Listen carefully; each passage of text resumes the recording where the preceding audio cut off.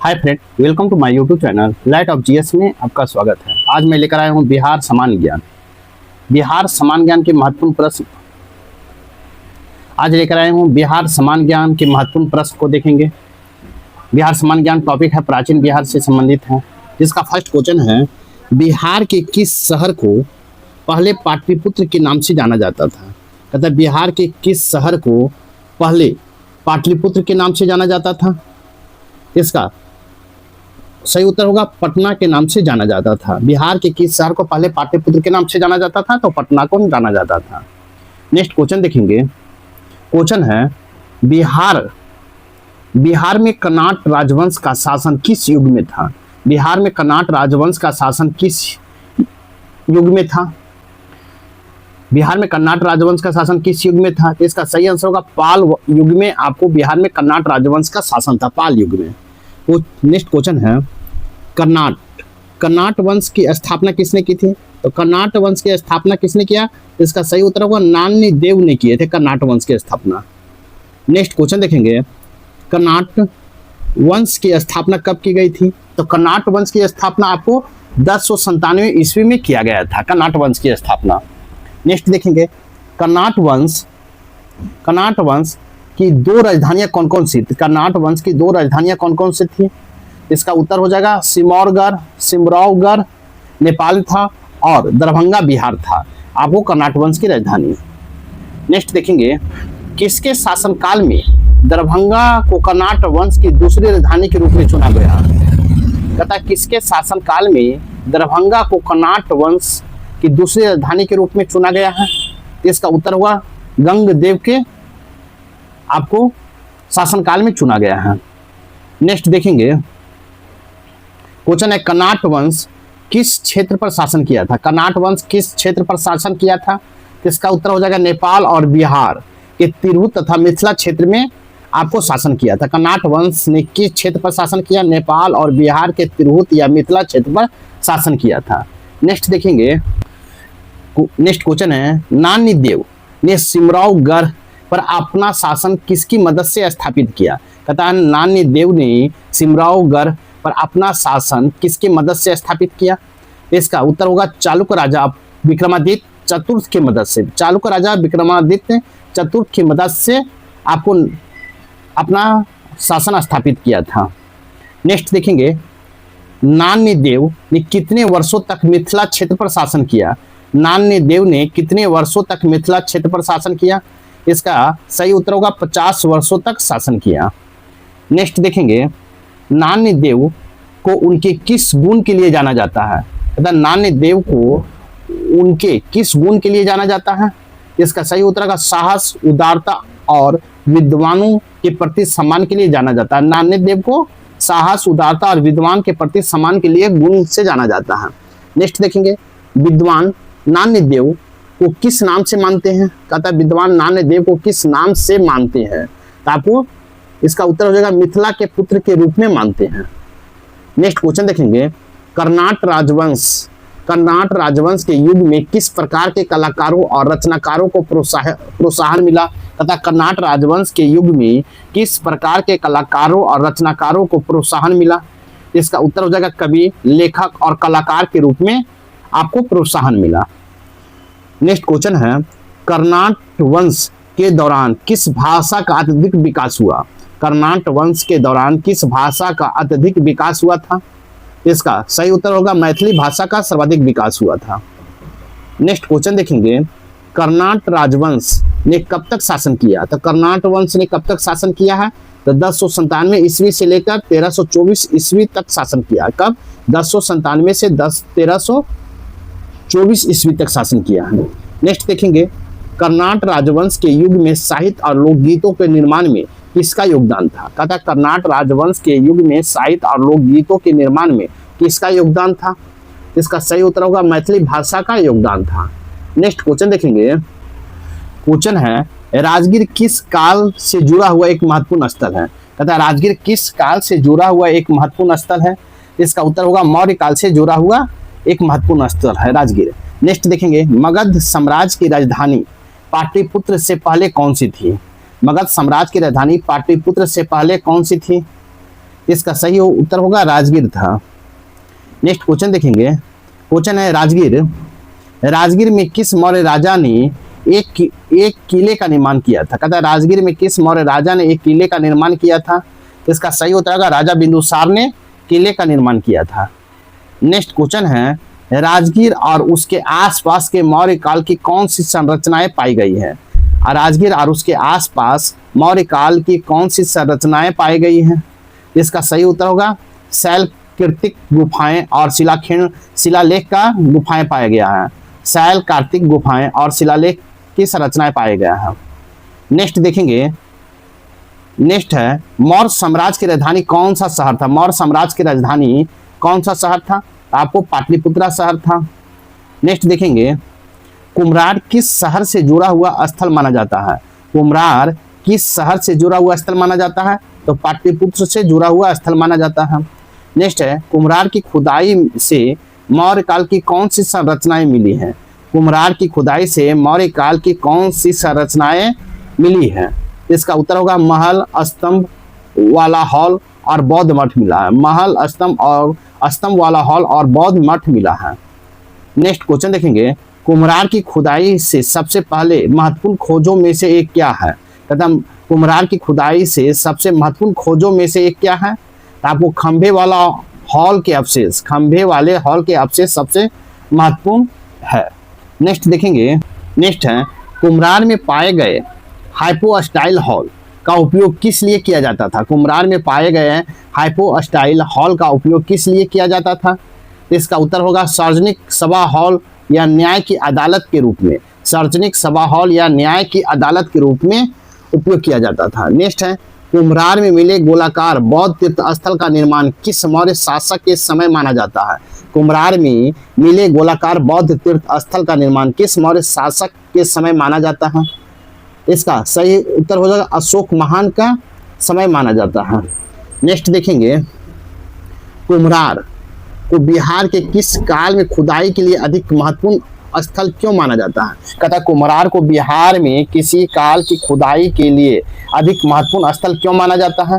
इसका सही उत्तर होगा क्योंकि यहाँ मौर्य काल की महत्वपूर्ण संरचनाएं और वस्तुकाल की जानकारी मिलती है। क्योंकि यहाँ मौर्य काल की महत्वपूर्ण संरचनाएं और वस्तुकाल की जानकारी मिलती है, इसलिए महत्वपूर्ण स्थल माना जाता है।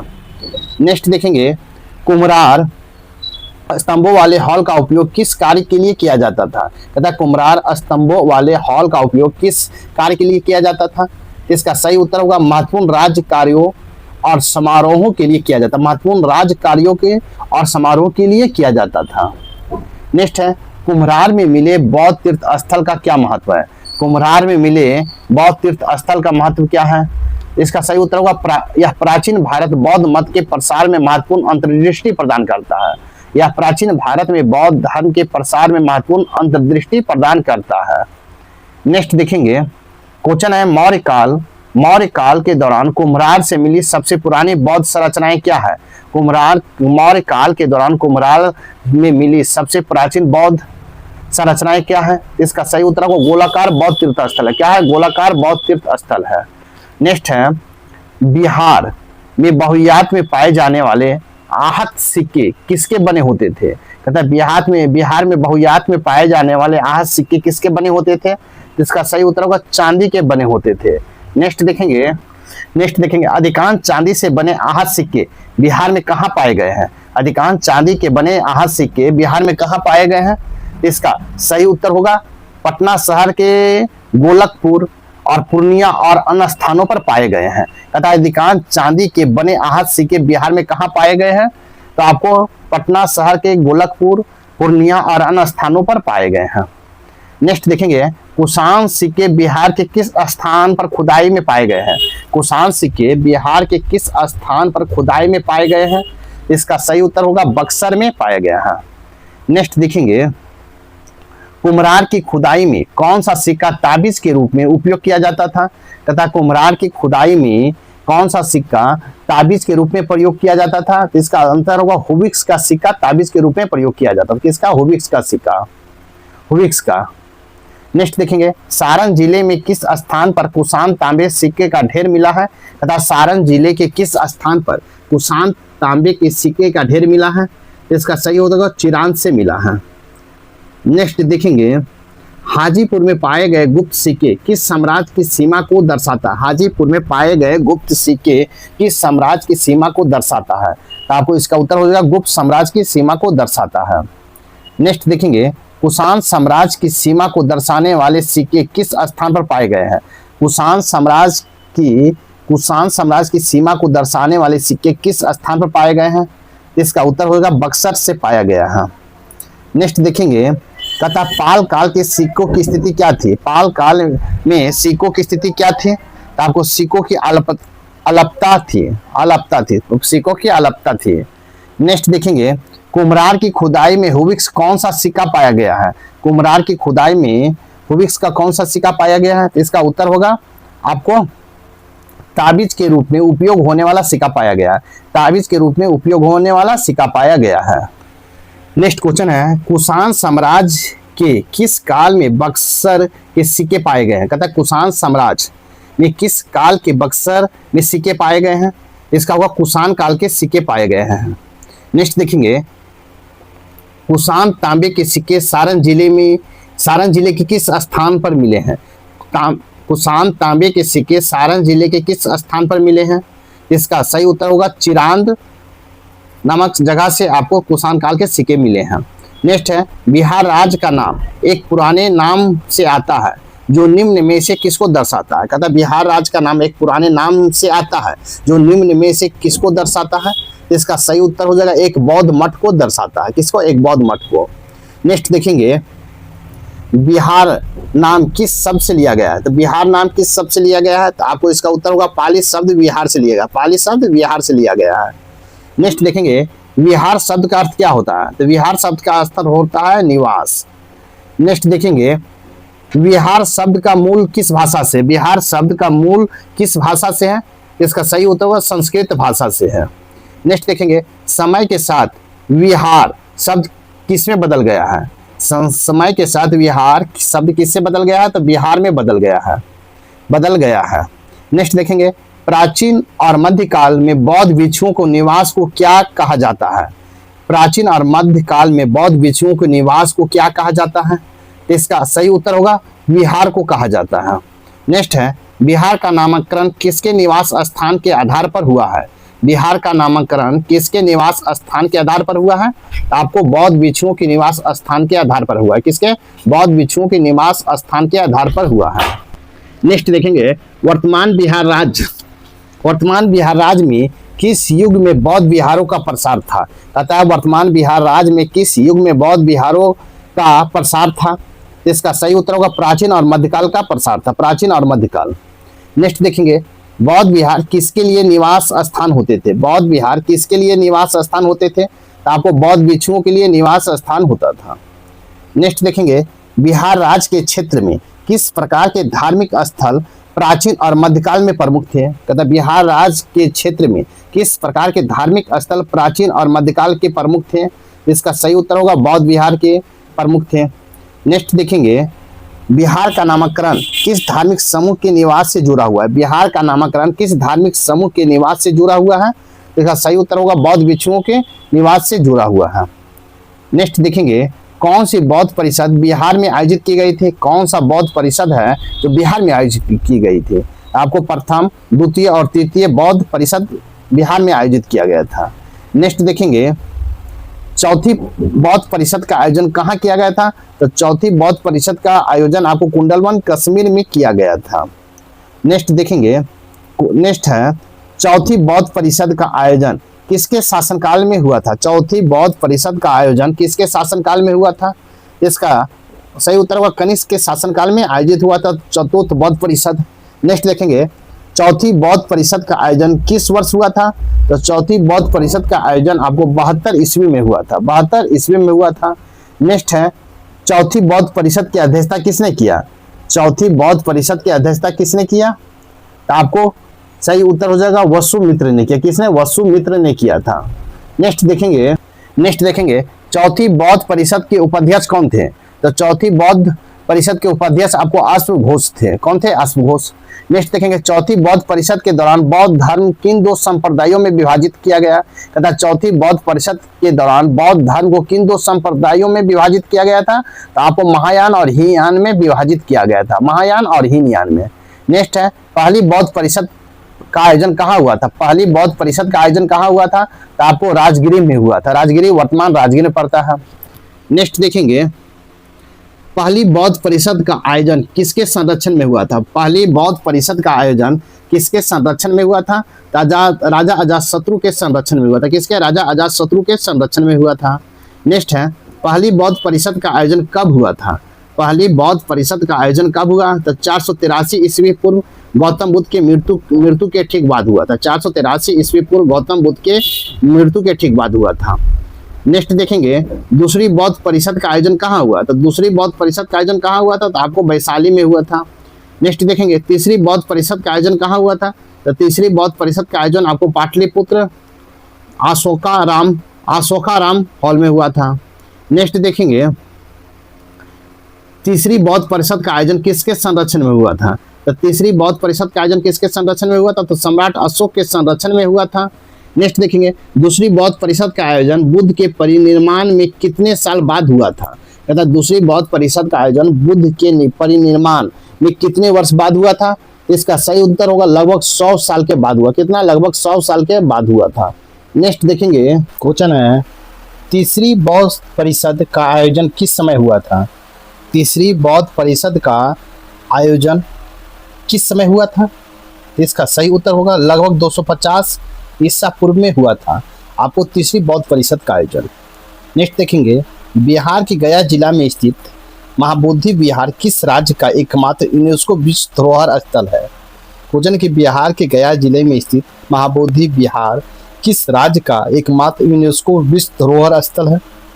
तो इसका सही हो जाएगा बिहार का एकमात्र यूनेस्को विश्व धरोहर स्थल है।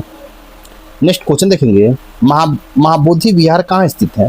तो महाबोधि विहार आपको बोध गया में स्थित है। कहाँ? बोध गया में। नेक्स्ट देखेंगे महाबोधि विहार एक बौद्ध मंदिर है जहाँ बुद्ध ने क्या प्राप्त किया था? कहता महाबोधि विहार एक बौद्ध मंदिर है जहाँ बुद्ध ने क्या प्राप्त किया था? इसका सही उत्तर ज्ञान प्राप्त किए थे। नेक्स्ट देखेंगे बुद्ध के ज्ञान प्राप्त करने के कितने वर्ष बाद बौद्ध सम्राट अशोक बोध गया का दौरा किया? कहता है कि बुद्ध के ज्ञान प्राप्त करने के कितने वर्ष बाद बौद्ध सम्राट अशोक ने बोध गया का दौरा किया? इसका राइट आंसर होगा लगभग 200 वर्षों के बाद दौरा किए। नेक्स्ट देखेंगे बौद्ध सम्राट अशोक ने बोध गया कि किस प्रकार की संरचनाओं की स्थापना की? बौद्ध सम्राट अशोक ने बोध गया में किस प्रकार के संरचनाओं की स्थापना किया? इसका सही उत्तर होगा मठ और मंदिर की संरचनाओं की स्थापना की है। नेक्स्ट देखेंगे बोध गया में बौद्ध सम्राट अशोक द्वारा स्थापित मठ और मंदिर आज कैसी है? तथा बोध गया में बौद्ध सम्राट अशोक द्वारा स्थापित मठ और मंदिर आज कैसा है? इसका राइट आंसर होगा लुप्त हो गया है। क्या हो गया? लुप्त हो गया है। नेक्स्ट क्वेश्चन देखेंगे महाबोधि विहार यूनेस्को विश्व धरोहर की सूची में शामिल होने का मुख्य कारण क्या है? महाबोधि विहार की यूनेस्को विश्व धरोहर की सूची में शामिल होने का मुख्य कारण क्या है? इसका राइट आंसर होगा यह बुद्ध को ज्ञान प्राप्त करने के स्थल के रूप में महत्वपूर्ण है। कहता है यह बुद्ध के ज्ञान प्राप्त करने के स्थल के रूप में महत्वपूर्ण है। नेक्स्ट देखेंगे क्वेश्चन है महाबोधि विहार के पवित्र स्थल की स्थापना के लिए बौद्ध सम्राट अशोक ने किस समय का दौरा किया? कहता महाबोधि विहार के पवित्र स्थल की स्थापना के लिए बुद्ध सम्राट अशोक ने किस समय का दौरा किया था? इसका राइट आंसर होगा लगभग 250 ईसा पूर्व के समय दौरा किए थे। नेक्स्ट क्वेश्चन है महाबोधि विहार के ऐतिहासिक महत्व क्या है? महाबोधि विहार के ऐतिहासिक महत्व क्या है?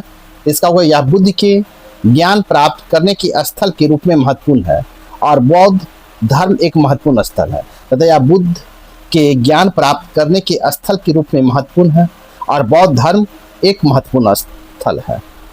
नेक्स्ट देखेंगे किसके शासन के करीब दक्षिण बिहार में एक भयानक अकाल पड़ा था? भद्रबाहु और उनके शिष्य कर्नाटक शरण बेलगोला चले गए थे। कहता है किसके शासन के करीब दक्षिण बिहार में एक भयानक अकाल पड़ा था? भद्रबाहु और उनके शिष्य कर्नाटक श्रवण बेलगोला चले गए थे। इसका हो जाएगा सही उत्तर होगा चंद्रगुप्त मौर्य चले गए थे। कहाँ? श्रवण बेलगोला। नेक्स्ट क्वेश्चन देखेंगे। क्वेश्चन है कि दक्षिण बिहार में भयानक अकाल किसके शासनकाल के दौरान पड़ा था? दक्षिण बिहार में भयानक अकाल किसके शासनकाल के दौरान पड़ा था? इसका सही उत्तर हो जाएगा चंद्रगुप्त मौर्य के शासनकाल के दौरान पड़ा था। किसके? चंद्रगुप्त मौर्य के शासनकाल के दौरान।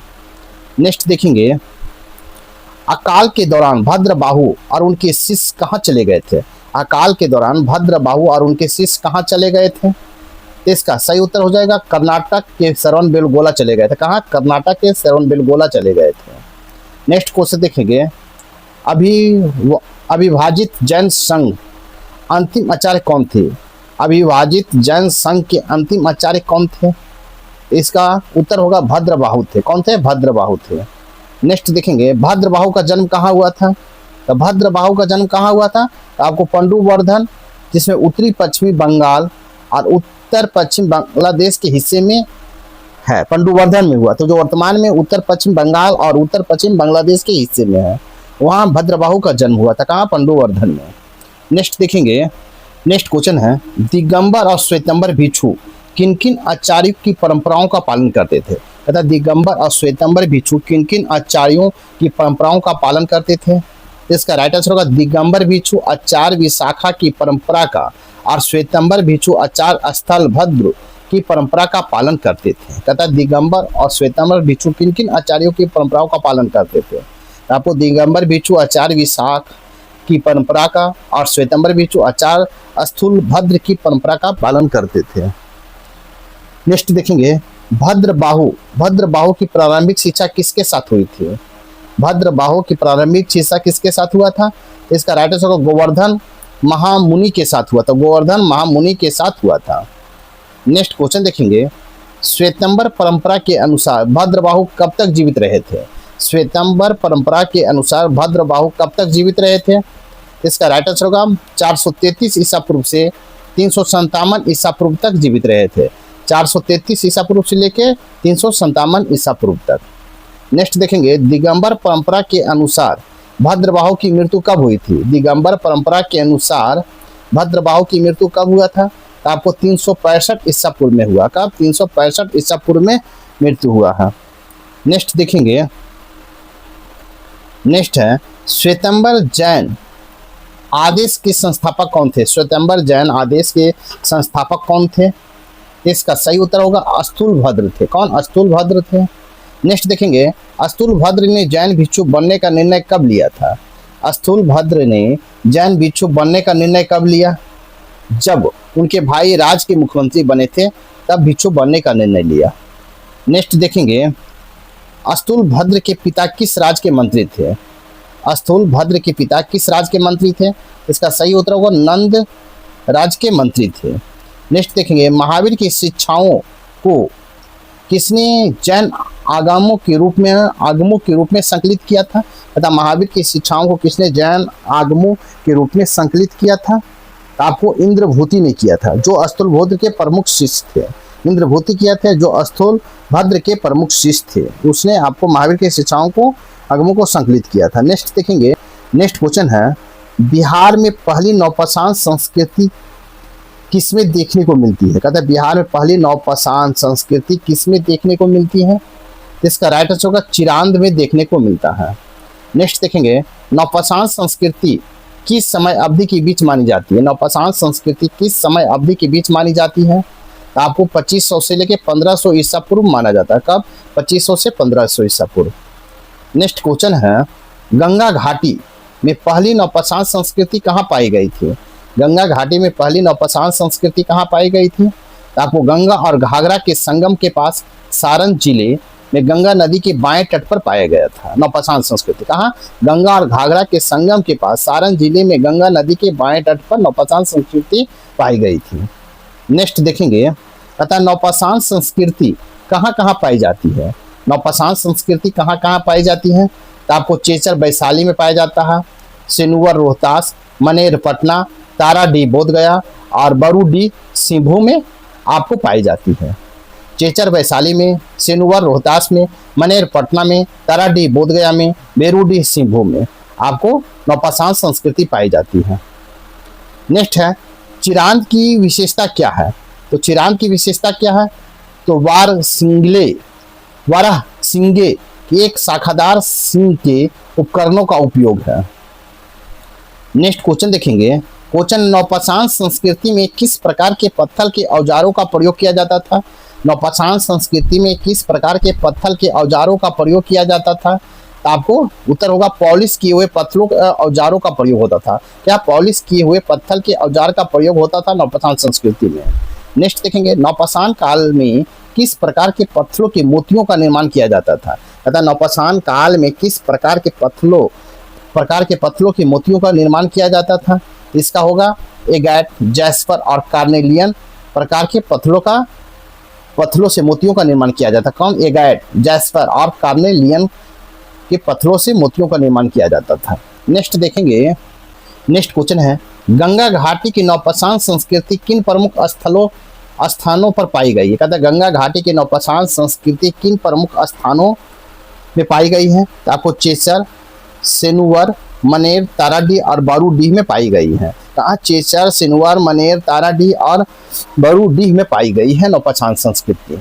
नेक्स्ट देखेंगे, नौपाषाण काल में बारह सिंगे किस हिस्से में औजार बनाए जाते थे। तथा नौपाषाण काल में 12 सिंगे के किस हिस्से से औजार बनाए जाते थे। इसका होगा शाखादार सिंगे से बनाया जाता था। नेक्स्ट देखेंगे, नौपाषाण संस्कृति से जुड़े कौन सी प्रमुख सामग्री चिरांद की विशेषता है। तथा नौपाषाण संस्कृति से जुड़ी कौन सी प्रमुख सामग्री चिरांद की विशेषता है। इसका सही आंसर होगा 12 सिंगे के शाखादार सिंगे के औजार आपको चिरांद की प्रमुख विशेषता नौपाषाण संस्कृति के। नेक्स्ट देखेंगे, नौपाषाण काल में किस प्रकार के पत्थर के आभूषण बनाए जाते थे। नौपाषाण काल में किस प्रकार के पत्थरों से आभूषण बनाए जाते थे। तो आपको अल्प मूल्यवान पत्थरों जैसे एगैट, जैस्पर, कार्नेलियन के आभूषण बनाए जाते थे नौपाषाण काल के। इस प्रकार मेरे वीडियो को लाइक कीजिए, शेयर कीजिए, चैनल को सब्सक्राइब नहीं किए तो सब्सक्राइब कर ले। तो नेक्स्ट देखते हैं, बिहार में जैन धर्म और बौद्ध धर्म के बारे में महत्वपूर्ण प्रश्न देखेंगे। बिहार में जैन धर्म एवं बौद्ध धर्म पर महत्वपूर्ण प्रश्न देखेंगे, जिसका फर्स्ट क्वेश्चन है, बिहार के किस शहर को बौद्ध ग्रंथ मध्यम निकाय में अंगुत्तरपा के रूप में उल्लेखित किया गया है। तथा बिहार के किस शहर को बौद्ध ग्रंथ मध्यम निकाय में अंगुत्तरपा के रूप में उल्लेखित किया गया है। इसका सही उत्तर होगा बेगूसराय का उल्लेखित किया गया है। नेक्स्ट देखेंगे, बौद्ध ग्रंथ मध्यम निकाय में बेगूसराय को किस नाम से वर्णित किया गया है। तथा बौद्ध ग्रंथ मध्यम निकाय में बेगूसराय को किस नाम से वर्णित किया गया है। इसका उत्तर होगा अंगुत्तरपा के नाम से वर्णित किया गया है। नेक्स्ट क्वेश्चन देखेंगे, मध्यम निकाय बौद्ध शास्त्र के किस संग्रह का हिस्सा है। तथा मध्यम निकाय बौद्ध शास्त्र के किस संग्रह का हिस्सा है। इसका उत्तर हो जाएगा सूत पिटक का हिस्सा। किसका, सूत पिटक का। नेक्स्ट देखेंगे, मध्यम निकाय में कितने प्रवचन शामिल है। मध्यम निकाय में कितने प्रवचन शामिल है। इसका सही उत्तर है 152 प्रवचन शामिल। कितना, 152 प्रवचन। नेक्स्ट देखेंगे, बेगूसराय की स्थापना किस वर्ष मुंगेर जिले के हिस्से के रूप में हुई थी। तथा बेगूसराय की स्थापना किस वर्ष में मुंगेर जिले के हिस्से के रूप में हुई थी। इसका सही उत्तर होगा 1870 में हुआ था। नेक्स्ट देखेंगे, बेगूसराय को स्वतंत्र अस्तित्व कब प्राप्त हुआ। बेगूसराय को स्वतंत्र अस्तित्व कब प्राप्त हुआ। इसका सही उत्तर होगा 2 अक्टूबर 1972 को प्राप्त हुआ। नेक्स्ट देखेंगे, बेगूसराय किस संभाग के अंतर्गत आता है। बेगूसराय किस संभाग के अंतर्गत आता है। इसका सही होगा मुंगेर संभाग के अंतर्गत आता है। नेक्स्ट देखेंगे, बरौनी किस प्रकार का शहर है। तो बरौनी आपको औद्योगिक शहर है। किस प्रकार का शहर है, औद्योगिक शहर है। नेक्स्ट देखेंगे, बरौनी में कौन कौन से बड़े उद्योग स्थित है। बरौनी में कौन कौन से बड़े उद्योग स्थित है। आपको बरौनी में रिफाइनरी, बरौनी तापीय पावर स्टेशन और उर्वरक नगर बरौनी आपको स्थित है। बरौनी रिफाइनरी, बरौनी तापीय पावर स्टेशन, उर्वरक नगर बरौनी स्थित है। नेक्स्ट देखेंगे, मौर्य और पाल काल के दौरान कौन से 2 शहर कला, संस्कृति और प्रशासन के महत्वपूर्ण केंद्र थे। तथा मौर्य और पाल काल के दौरान कौन से 2 शहर कला, संस्कृति और प्रशासन के दो महत्वपूर्ण केंद्र थे।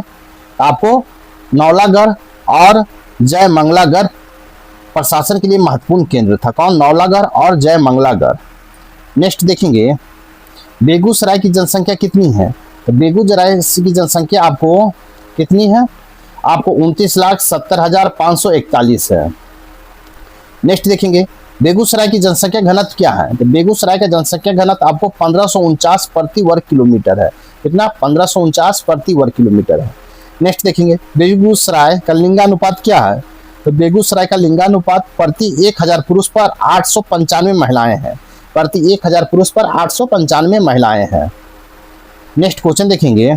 क्वेश्चन है बेगूसराय की साक्षरता दर क्या है। तो बेगूसराय का साक्षरता दर आपको 63.9% है। कितना? 63.9% है। नेक्स्ट देखेंगे महायान बौद्ध धर्म के किस आदर्श को महत्व दिया जाता है तथा महायान बौद्ध धर्म में किस आदर्श को महत्व दिया जाता है। इसका सही होगा करुणा पथ को महत्व दिया जाता है। नेक्स्ट देखेंगे महायान बौद्ध धर्म का अर्थ क्या है। महायान बौद्ध धर्म का अर्थ क्या है। तो आपको बड़ा बेरा है, बड़ा बेरा। नेक्स्ट देखेंगे क्वेश्चन है महायान बौद्ध धर्म में सभी बौद्ध भिक्षुओं को क्या कहा जाता है तथा महायान बौद्ध धर्म में सभी बौद्ध भिक्षुओं को क्या कहा जाता है। तो इसका सही उत्तर होगा बोधिसत्व कहा जाता है। क्या कहा जाता है? बोधिसत्व। नेक्स्ट देखेंगे महायान बौद्ध धर्म में बुद्ध की प्रतिमाओं को कहाँ स्थापित किया जाता है तथा महायान बौद्ध धर्म में बुद्ध की प्रतिमाओं को कहाँ स्थापित किया जाता है। इसका सही उत्तर होगा मंदिर और घरों की पूजा की वस्तु के रूप में आपको स्थापित किया जाता है। कहाँ? मंदिरों और घरों में पूजा की वस्तु के रूप में स्थापित किया जाता है। नेक्स्ट देखेंगे हीनयान या थेरवाद बौद्ध धर्म के प्रमुख उद्देश्य क्या है। हीनयान या थेरवाद बौद्ध धर्म के प्रमुख उद्देश्य क्या है। इसका सही अंतर होगा व्यक्तिगत ज्ञानोदय है, व्यक्तिगत ज्ञानोदय। नेक्स्ट देखेंगे क्वेश्चन है मिलिंद पन्हो किस राजा और बौद्ध भिक्षु के बीच का संवाद प्रस्तुत करता है। बताए मिलिंद पन्हा किस राजा और बौद्ध भिक्षु के बीच संवाद को प्रस्तुत करता है। तो आपको राजा मनेंडर प्रथम और नागसेन के बीच संवाद प्रस्तुत करता है। राजा मनेंडर और प्रथम नागसेन के बीच संवाद प्रस्तुत करता है। नेक्स्ट है राजा मनेंडर प्रथम का शासनकाल कब था। राजा मनेंडर प्रथम का शासनकाल कब था। तो आपको 160 से 130 ईसा पूर्व था। 160 से 130 ईसा पूर्व था। नेक्स्ट देखेंगे मनेंडर प्रथम किस क्षेत्र का राजा था। मनेंडर प्रथम किस क्षेत्र का राजा था। तो बैक्टीरिया क्षेत्र का राजा था। नेक्स्ट देखेंगे बैक्टीरिया किस आधुनिक देशों के हिस्सा में था तथा बैक्टीरिया किस आधुनिक देशों के हिस्से में था। तो आपको तुर्कमेनिस्तान, अफगानिस्तान, उज्बेकिस्तान, ताजिकिस्तान और पाकिस्तान का एक छोटा सा हिस्सा के बीच में बैक्टीरिया आधुनिक देशों के हिस्सों में था। नेक्स्ट देखेंगे नेक्स्ट है महावीर स्वामी ने चतुर्वर्धी संघ की स्थापना कहाँ की थी। कहता महावीर स्वामी ने चतुर्वर्धी संघ की स्थापना कहाँ की थी। आपको इसका उत्तर हो जाएगा पावा में किए थे। कहाँ? पावा में। नेक्स्ट देखेंगे चतुर्वर्धी संघ किसके द्वारा स्थापित किया गया था। चतुर्वर्धी संघ किसके द्वारा स्थापित किया गया था। इसका सही उत्तर होगा महावीर स्वामी के द्वारा स्थापित किया गया था। नेक्स्ट देखेंगे महावीर स्वामी कौन से जैन तीर्थकर थे। महावीर स्वामी कौन से जैन तीर्थकर थे। आपको 24वें और अंतिम जैन तीर्थकर थे। 24वें और अंतिम जैन तीर्थकर थे। नेक्स्ट देखेंगे महावीर स्वामी का चतुर्वर्धी संघ किन 4 समूहों से मिलकर बना था तथा महावीर स्वामी का चतुर्वर्धी संघ किन 4 समूहों से मिलकर बना था। इसका सही उत्तर होगा भिक्षु साधु से, नन साध्वी से, आम अनुयायी श्रावक से और आम महिला अनुयायी श्राविका से आपको मिलकर बना था। नेक्स्ट क्वेश्चन देखेंगे। क्वेश्चन है चतुर्वर्धी संघ का क्या उद्देश्य था। चतुर्वर्धी संघ का क्या उद्देश्य था। तो आपको जैन धर्म की शिक्षाओं और दर्शन को फैलाना और अहिंसा, सत्य और तपस्या को बढ़ावा देना था। नेक्स्ट है चतुर्वर्धी संघ का गठन जैन धर्म के इतिहास में क्यों महत्वपूर्ण था। चतुर्वर्धी संघ का गठन जैन धर्म के इतिहास में क्यों महत्वपूर्ण था। इसका सही हो जाएगा आपको इसमें जैन धर्म के सिद्धांत जनता के बीच अधिक व्यापक रूप से फैलने लगा था। इसमें जैन धर्म का सिद्धांत जनता के बीच अधिक रूप से व्यापक रूप से फैलने लगा था। नेक्स्ट देखेंगे क्वेश्चन है महावीर स्वामी को किस अन्य नाम से जाना जाता है। महावीर स्वामी को अन्य किस नाम से जाना जाता है। इसका सही उत्तर होगा भगवान महावीर के नाम, भगवान महावीर के नाम से जाना जाता है। नेक्स्ट है, महावीर स्वामी ने चतुर्वर्धी संघ की स्थापना किस युग में की थी? महावीर स्वामी ने चतुर्वर्धी संघ की स्थापना किस युग में किए थे? तो उनके जीवन काल में जो 6ठी शताब्दी ईसा पूर्व के अंतर्गत आता है, तथा उनके जीवन काल में जो 6ठी शताब्दी ईसा पूर्व के अंतर्गत आता है, आपको स्थापना किस युग में किए थे? नेक्स्ट देखेंगे, महावीर स्वामी ने चतुर्वर्धी संघ का गठन किस उद्देश्य से किया था? महावीर स्वामी ने चतुर्वर्धी संघ का गठन किस उद्देश्य से किया था? इसका सही उत्तर होगा जैन धर्म के सिद्धांतों को प्रचारित और प्रसारित करने के लिए किया था। जैन धर्म के सिद्धांतों को प्रचारित और प्रसारित करने के उद्देश्य से किए थे। नेक्स्ट देखेंगे, महावीर स्वामी द्वारा निर्धारित चतुर्वर्धी संघ में श्रावक किससे कहा जाता है? तो महावीर स्वामी द्वारा निर्धारित चतुर्वर्धी संघ में श्रावक किसे कहा जाता है? तो आपको आम अनुयायी को कहा जाता है। किसको? आम अनुयायी को कहा जाता है। नेक्स्ट देखेंगे, कौन सा प्राचीन स्थल भारत के बिहार राज्य में मौजूद एकमात्र यूनेस्को विश्व धरोहर स्थल है? कहता है कौन सा प्राचीन स्थल भारत के बिहार राज्य में मौजूद एकमात्र यूनेस्को विश्व धरोहर स्थल है? तो आपको महाबोधि विहार आपका विश्व धरोहर स्थल है, जो यूनेस्को विश्व धरोहर स्थल है। नेक्स्ट देखेंगे, महावीर स्वामी ने चतुर्वर्धी संघ की स्थापना कहाँ की थी? महावीर स्वामी ने चतुर्वर्धी संघ की स्थापना कहाँ किए थे? तो आपको पावा में किए थे। नेक्स्ट देखेंगे, नेक्स्ट है, गंडक नदी का उद्गम स्थल कौन सा जिला है? गंडक नदी का उद्गम स्थल कौन सा जिला है? तो पश्चिमी चंपारण बिहार है। बिहार में, कहता है बिहार में गंडक नदी का स्थल कौन सा जिला है? आपको पश्चिम चंपारण बिहार है। नेक्स्ट देखेंगे, पुनपुन नदी किस राज्य में बहती है? तो पुनपुन नदी आपको बिहार में आपको बहती है। नेक्स्ट है, पुनपुन नदी किसकी सहायक नदी है? तो पुनपुन किसकी सहायक नदी है? तो आपको गंगा की सहायक नदी, किसकी? गंगा की नदी है, सहायक नदी है। नेक्स्ट है, जैन धर्म के बर्मी तीर्थकर कौन थे? तो जैन धर्म के बर्मी तीर्थकर का आपको वसुपूज थे। कौन थे? वसुपूज थे। नेक्स्ट देखेंगे, वसुपूज तीर्थकर ने मोक्ष कहाँ प्राप्त किया था? वसुपूज तीर्थकर ने मोक्ष कहाँ प्राप्त किया था? आपको भागलपुर के चंपापुरी में प्राप्त किया था। भागलपुर के चंपापुरी में आपको वसुपूज ने मोक्ष प्राप्त किए थे। नेक्स्ट है, वसुपूज तीर्थकर ने किस महीने के किस दिन को मोक्ष प्राप्त किया था? वसुपूज तीर्थकर ने किस महीने के किस दिन को मोक्ष प्राप्त किया था? आषाढ़ महीने के शुक्ल पक्ष के 14वें दिन आपको वसुपूज ने मोक्ष प्राप्त किए थे। नेक्स्ट देखेंगे, जैन धर्म के प्रथम तीर्थकर कौन था? तो जैन धर्म के प्रथम तीर्थकर आपको ऋषभनाथ थे। नेक्स्ट देखेंगे, श्वेतंबर संप्रदाय के चित्रों में ऋषभनाथ का रंग कैसा होता है? कहता है श्वेतंबर संप्रदाय में चित्रों में ऋषभनाथ का रंग कैसा होता है? इसका होगा सुनहरे रंग का होता है। क्या? सुनहरे रंग का। नेक्स्ट देखेंगे, दिगंबर संप्रदाय के चित्रों में ऋषभनाथ का रंग कैसा होता है? दिगंबर संप्रदाय के चित्रों में ऋषभनाथ का रंग कैसा होता है? आपको पीला होता है। कैसा? पीला होता है। नेक्स्ट देखेंगे, ऋषभनाथ का प्रतीक क्या था? ऋषभनाथ का प्रतीक क्या था? तो आपको प्रतीक था बैल था। नेक्स्ट देखेंगे, नेक्स्ट है, ऋषभनाथ की मृत्यु कहाँ मानी जाती है? ऋषभनाथ की मृत्यु आपको अष्टपद कैलाश पर्वत पर माना जाता है। अष्टपद कैलाश पर्वत पर ऋषभनाथ की मृत्यु मानी जाती है। नेक्स्ट देखेंगे, जैन धर्म के 22वें तीर्थकर कौन थे? तो जैन धर्म के 22वें तीर्थकर आपको नेमिनाथ था। कौन था? नेमिनाथ। नेक्स्ट देखेंगे, नेमिनाथ शादी क्यों छोड़ दी थी? नेमिनाथ ने शादी क्यों छोड़ दी थी? इसका होगा उन्होंने शादी की दावत के लिए जानवरों के मारे जाने की आवाज़ सुनी और सन्यासी बनने का फैसला किया। कहता उन्होंने शादी की दावत के लिए जानवरों को मारे जाने की आवाज़ सुनी और सन्यासी बनने का फैसला किया। नेक्स्ट देखेंगे, नेमिनाथ ने कहाँ मोक्ष प्राप्त किया था? नेमिनाथ ने कहाँ मोक्ष प्राप्त किया था? तो गिरनार पर्वत पहले उज्जैन पर प्राप्त किया था।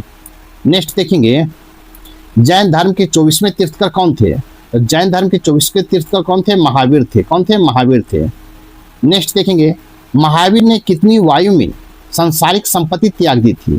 महावीर ने कितनी आयु में सांसारिक संपत्ति त्याग दी थी? लगभग 30 वर्षों की आयु में संपत्ति को त्याग दिए थे। नेक्स्ट देखेंगे, महावीर का निर्माण मृत्यु कहाँ हुआ था? महावीर का निर्माण और मृत्यु कहाँ हुआ था? तो वर्तमान बिहार के पावापुरी शहर में हुआ था।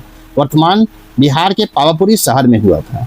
नेक्स्ट है, सुल्तानगंज की कांस्य बौद्ध मूर्तिकला किस काल में बनाया गया था? कहता है सुल्तानगंज की कांस्य बौद्ध मूर्ति कला किस काल में बनाया गया था? तो आपको गुप्त काल में बनाया गया था। किस काल में? गुप्त काल में बनाया गया था।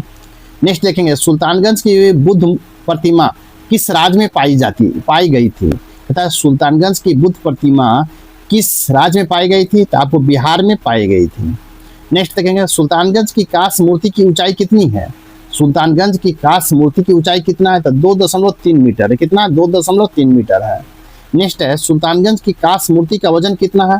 तो सुल्तानगंज की कांस्य मूर्ति का वजन आपको 500 किलोग्राम से अधिक है। कितना? 500 किलोग्राम से अधिक है। नेक्स्ट देखेंगे सुल्तानगंज की कांस्य मूर्ति किस समय की अवधि की है? कहता है सुल्तानगंज की कांस्य मूर्ति किस समय की अवधि की है? तब 500 से लेकर 700 ईस्वी के बीच के काल की अवधि की है। नेक्स्ट देखेंगे गुप्त युग में सबसे स्मारकीय कांस्य आकृति कौन सी है? गुप्त युग की सबसे स्मारकीय कांस्य आकृति कौन सी है? तो सुल्तानगंज की बुद्ध प्रतिमा। कौन है? सुल्तानगंज की बुद्ध प्रतिमा। नेक्स्ट देखेंगे प्राचीन भारतीय धातु मूर्ति कला का सबसे उत्कृष्ट उदाहरण कौन सी मूर्ति है? प्राचीन भारतीय धातु और मूर्ति कला का सबसे उत्कृष्ट उदाहरण कौन सी मूर्ति है? आपको सुल्तानगंज की बुद्ध प्रतिमा। कौन? सुल्तानगंज की बुद्ध प्रतिमा है। नेक्स्ट देखेंगे डांसिंग गर्ल कांस्य मूर्ति किस काल की है? डांसिंग गर्ल कांस्य मूर्ति किस काल की है? तो 2500 ईसा पूर्व से 2500 ईसा पूर्व मोहनजोदड़ो के त्रिभाग मुद्रा में है। 2500 ईसा पूर्व मोहनजोदड़ो की त्रिभाग मुद्रा में है डांसिंग गर्ल। नेक्स्ट देखेंगे दैमाबाद महाराष्ट्र में किस चीज की कांस्य प्रतिमाएं खोजी गई थी? दैमाबाद महाराष्ट्र में किस चीज की कांस्य प्रतिमाएं खोजी गई थी? तो आपको एक अच्छे आकार के रथ की कांस्य प्रतिमाएं खोजी गई थी। एक अच्छे प्रकार के आकार के रथ की कांस्य प्रतिमाएं खोजी गई थी। नेक्स्ट देखेंगे मोहनजोदड़ो में डांसिंग गर्ल की कांस्य मूर्ति किस मुद्रा में है? तथा मोहनजोदड़ो की डांसिंग गर्ल की कांस्य मूर्ति किस मुद्रा में है? तो आपको त्रिभंग मुद्रा में। क्या? त्रिभंग मुद्रा में है। नेक्स्ट देखेंगे भगवान महावीर का ज्ञान प्राप्त करने से पहले क्या नाम था? भगवान महावीर को ज्ञान प्राप्त करने से पहले क्या नाम था? तो वर्धमान नाम था। क्या था? वर्धमान। नेक्स्ट देखेंगे भगवान महावीर का जन्म कहाँ हुआ था? तो भगवान महावीर का जन्म आपको कुंडल ग्राम वैशाली बिहार में हुआ था। नेक्स्ट देखेंगे नेक्स्ट भगवान महावीर को जैन धर्म में कौन सा तीर्थकर माना जाता है? कहता है भगवान महावीर को जैन धर्म का कौन सा तीर्थकर माना जाता है? आपको 24वें तीर्थकर माना जाता है। कौन सा? 24वें तीर्थकर। नेक्स्ट है भगवान महावीर को किस वायु में पूर्ण ज्ञान प्राप्ति हुई थी? कहता भगवान महावीर को किस आयु में पूर्ण ज्ञान की प्राप्ति हुई थी? तो 42 वर्ष की आयु में पूर्ण ज्ञान की प्राप्ति हुआ था। नेक्स्ट देखेंगे भगवान महावीर ने कहाँ कैवल्य या पूर्ण ज्ञान प्राप्त किया? भगवान महावीर ने कहाँ कैवल्य या पूर्ण ज्ञान प्राप्त किया? आपको रिजुपालका नदी के तट पर जंभी ग्राम में एक साल वृक्ष के नीचे प्राप्त किए। क्या? रिजुपालका नदी के तट पर जंभी ग्राम में एक साल वृक्ष के नीचे कैवल्य या पूर्ण ज्ञान प्राप्त किए। नेक्स्ट देखेंगे भगवान महावीर को कैवल्य प्राप्ति के बाद कौन कौन से नाम दिए गए? तथा भगवान महावीर को कैवल्य प्राप्ति के बाद कौन कौन से नाम दिए गए हैं? आपको केवलिन, जीन, निग्रंथ, अरहंत और महावीर नाम दिया गया है। केवलिन, जीन, निग्रंथ, अरहंत और महावीर नाम दिया गया है। नेक्स्ट देखेंगे भगवान महावीर के अनुयायी को किस नाम से जाना जाता है? भगवान महावीर के अनुयायी को किस नाम से जाना जाता है? तो जैन अनुयायी के नाम से जाना जाता है। नेक्स्ट देखेंगे भगवान महावीर ने अपना पहला उपदेश कहाँ दिया था? भगवान महावीर ने अपना पहला उपदेश कहाँ दिए थे? तो पावा में दिए थे। कहाँ? पावा में दिए थे। नेक्स्ट देखेंगे भगवान महावीर के पहले शिष्यों को किस नाम से जाना जाता था? भगवान महावीर के पहले शिष्यों को किस नाम से जाना जाता था? तब वो गंधर्व के नाम से जाना जाता। किसके? गंधर्व के नाम से। नेक्स्ट देखेंगे भगवान महावीर ने किस स्थान पर जैन संघ की स्थापना की? भगवान महावीर ने किस स्थान पर जैन संघ की स्थापना की? तो पावा में आपको जैन संघ की स्थापना की है। नेक्स्ट देखेंगे भगवान महावीर का निधन किस आयु में और कहाँ हुआ? भगवान महावीर का निधन किस आयु में और कहाँ हुआ? आपको 72 वर्ष की आयु में पावापुरी में हुआ। 72 वर्ष की आयु में पावापुरी बिहार में हुआ। नेक्स्ट देखेंगे महावीर की मृत्यु के बाद कितने गंधर्व जीवित रहे हैं? महावीर की मृत्यु के बाद कितने गंधर्व जीवित रहे हैं? आपको सुधर्मा केवल 11 गंधर्व में से एक थे जो महावीर की मृत्यु के बाद जीवित रहे। सुधर्मा केवल 11 गंधर्वों में से एक थे जो महावीर की मृत्यु के बाद जीवित रहे। तो कौन? सुधर्मा। नेक्स्ट देखेंगे चतुर्थ बौद्ध परिषद का आयोजन किस वर्ष किया गया था? चतुर्थ बौद्ध परिषद का आयोजन किस वर्ष किया गया था? तो 72 ईस्वी में किया गया था। नेक्स्ट देखेंगे, नेक्स्ट क्वेश्चन है, चौथी बौद्ध परिषद का आयोजन किस स्थान पर हुआ था? चौथी बौद्ध परिषद का आयोजन किस स्थान पर हुआ था? तो कुंडलवन कश्मीर में हुआ था। कहाँ हुआ था? कुंडलवन कश्मीर में हुआ था। नेक्स्ट देखेंगे, चौथी बौद्ध परिषद की अध्यक्षता किसने की थी? तो चौथी बौद्ध परिषद की अध्यक्षता आपको वसुमित्र ने किया था। नेक्स्ट देखेंगे, चौथी बौद्ध परिषद का उपाध्यक्ष कौन था? तो चौथी बौद्ध परिषद के उपाध्यक्ष आपको अश्वघोष था। कौन? अश्वघोष था। नेक्स्ट देखेंगे, चौथी बौद्ध परिषद में बौद्ध धर्म के कितने संप्रदायों ने विभाजित किया गया?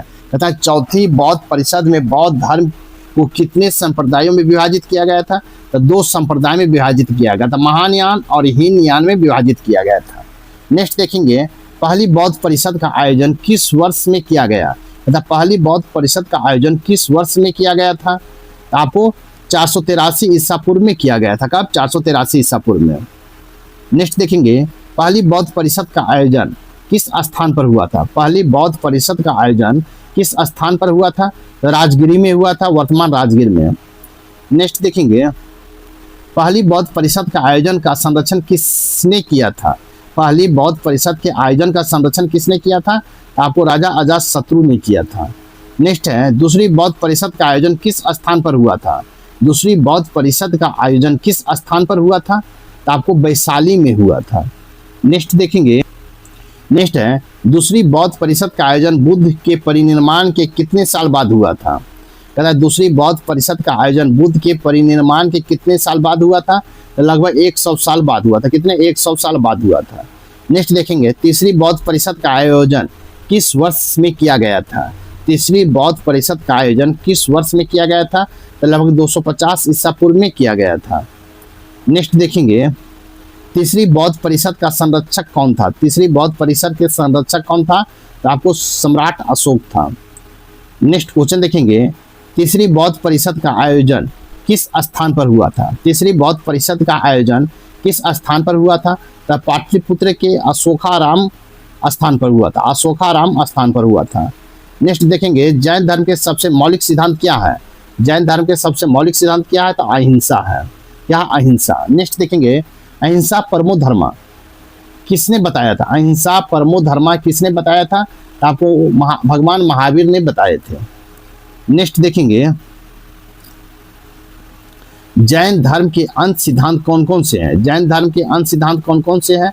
सत्य का पालन, सत्य, चोरी ना करना, आस्ते, ब्रह्मचर्य का पालन, ब्रह्मचर्य, संग्रह ना करना, अपरिग्रह है जैन धर्म के अंत सिद्धांत है। नेक्स्ट देखेंगे, भगवान महावीर का वास्तविक नाम क्या था? तो भगवान महावीर का वास्तविक नाम वर्धमान था। क्या था? वर्धमान था। नेक्स्ट देखेंगे, भगवान महावीर का जन्म स्थान कहाँ था?